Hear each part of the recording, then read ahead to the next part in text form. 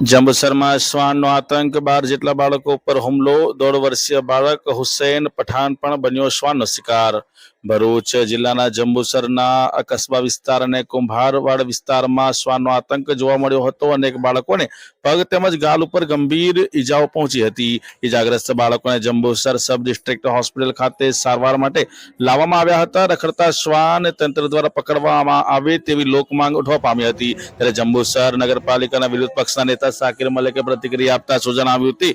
સાંભળો. શાકિર મલિક, નેતા વિપક્ષ, જંબુસર નગરપાલિકા. આજરોજ જંબુસર શહેરી વિસ્તારમાં, કસ્બા વિસ્તારમાં અને બીજા અન્ય વિસ્તારોમાં જે શ્વાનના હુમલા થઈ રહ્યા છે, સુપ્રીમ કોર્ટના કડક આદેશ મુજબ પણ હજુ તંત્ર ગુણ નિંદ્રામાં છે. આજે પણ જંબુસર શહેરી વિસ્તારમાં 10 થી 12 નાના ભૂલકાઓ, 10 થી 12 વર્ષના છોકરાઓને, વયના વૃદ્ધાઓને જે શ્વાને હુમલા કર્યા છે, તે ઘટના બની છે. એ બાબતે અમે સરકારને અપીલ કરીએ છીએ કે તાત્કાલિક ધોરણે શ્વાનનું જે આતંક છે એને તાત્કાલિક ધોરણે પગલાં ભરવામાં આવે એવી અમારી વિનંતી છે.